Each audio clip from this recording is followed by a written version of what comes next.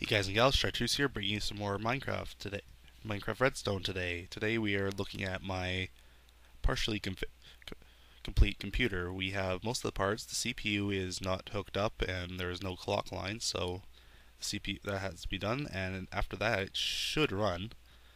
The ALU here, which is this thing separated into two nibbles, is based around an adder. I believe this was Grizdale from the Minecraft forums instant carry adder. I had to modify it a bit to get what I wanted.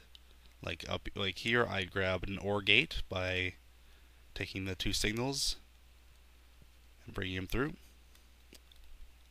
here. And I took an AND gate by stealing the AND from the adder, because the adder needs an and I just decided to take it out here, and bring it through. So that is the AND output. XOR, a half adder needs an XOR, and so does a full adder. So I took the XOR off of here, pulled it out. That is our XOR. And I believe there is, and what was the last gate in here? Is that all? It was an XOR. Yeah, XOR, OR, and AND I've pulled off the adder as separate.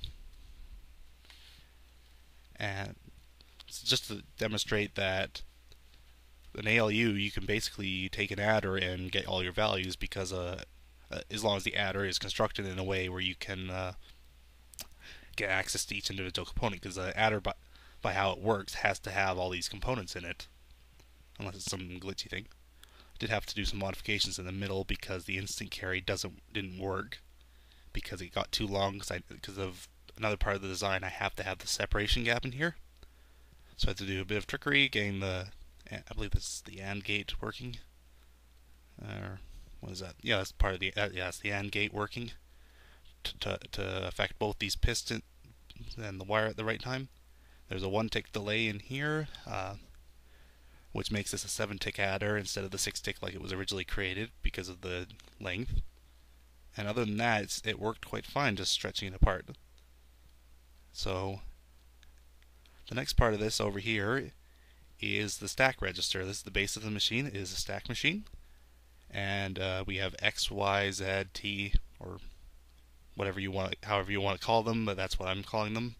1, 2, 3, 4. Top is the first one, or the A input to the thing, and the B input is Y, the second one from the stack. They're both pulled out like this, so we can do a quick add and operation. The only two operations on the stack are push and pull, which aren't currently connected, but that's a push, or that is a pop, and that is a push.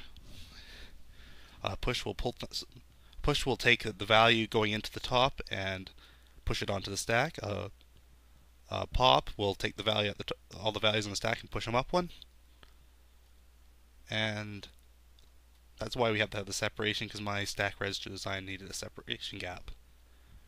So before the adder, we also have this toggleable inverter, aka an XNOR gate. It's actually an XNOR gate because of how the top's set up. And that goes into the A input of the adder. The bottom just goes straight in. We also have our carry-in. That'll come in through here. I'll need a repeater, but that's where the carry-in will come in through the side if you want to do subtraction in 2's complement. I don't have a way to do 1's complement on here, but it's going to be a 2's complement system, the subtraction operation, so there's no real point. And how it's all muxed together is all the signals are all combined at the end with AND gates. AND gates are just no, not AND gates. My bad. OR gates. They're all ORed together and come out this pink line at the top. Just the one that's selected right now is the OR gate, and you can see that by these. These are blocks. The pistons are used to mux. It either blocks the signal or allows the signal to go to the OR gate. So if all the signals are blocked to the OR gate, nothing gets through. But if only one is, that input goes through. And these are toggled by some circuitry out here. They're all the turn everything off is all connected down to 1. So that's how those are done. And the output is fed into the shift register, which is used the buffer to push it into the stack. but also for shift operations. For a shift operation, you let it go through unimpeded to the end, and then you send a pulse on this. I can't remember who made this on the forum. Had to modify it for 1.3 by changing these to 2 ticks, and the pulse kept at 2 ticks like this. And it also needed to be 2 ticks because of this gap here, because you need a repeater on the other side, so it forced it to be 2 ticks anyway. So that works still perfectly in 1.3. There's some bugs and apparently lag still. So this can shift both ways, the input, and as many times as you want. So I could if I set up my CPU to use some of the extra pins, I can have it shift multiple times in a row.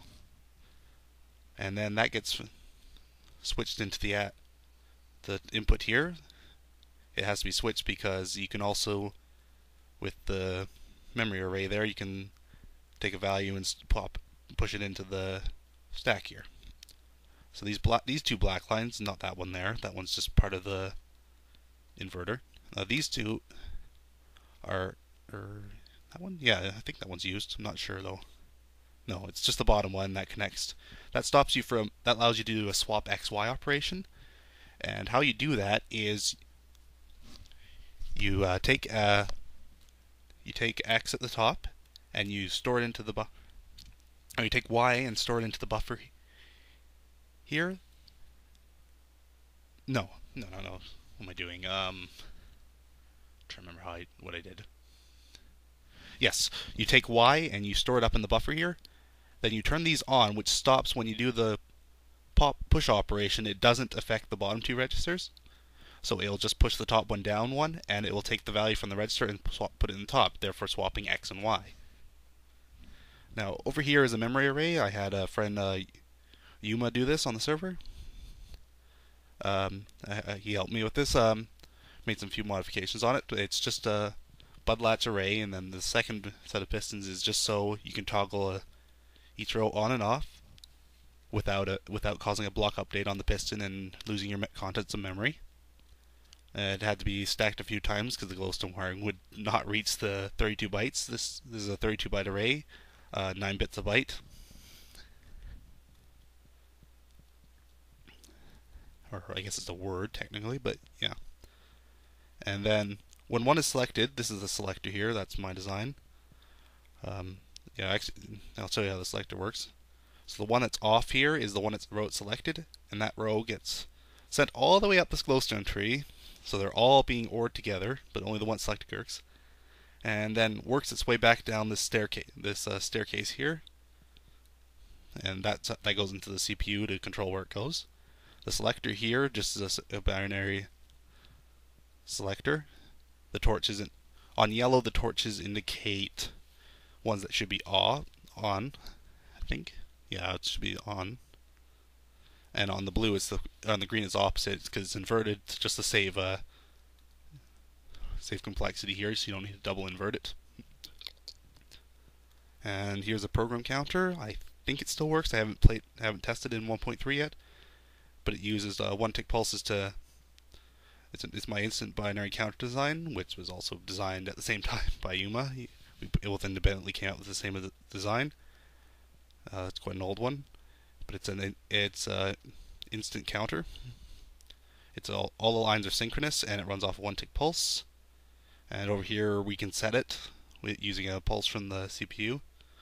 That's the one instruction that's implemented. It's not fully implemented because I'm using a monostable here instead of the clock input, just for testing. And that can set the instruction pointer to anywhere in the 32 bytes of program memory. So that is my CPU as it is right now.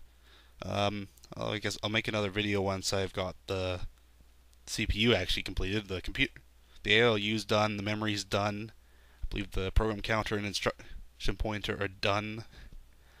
I think I wired something up on the CPU instruction selector is the same thing as the program selector, but I think I've wired it up backwards, so I might need to flip that. But yeah, that's my current progress right now. I thought I'd show you since I haven't been doing too much on it lately. I've been, I don't know, just overwhelmed with some of the stuff. I just lost track for a bit. So this has been Minecraft Chartreuse K. Have a nice day.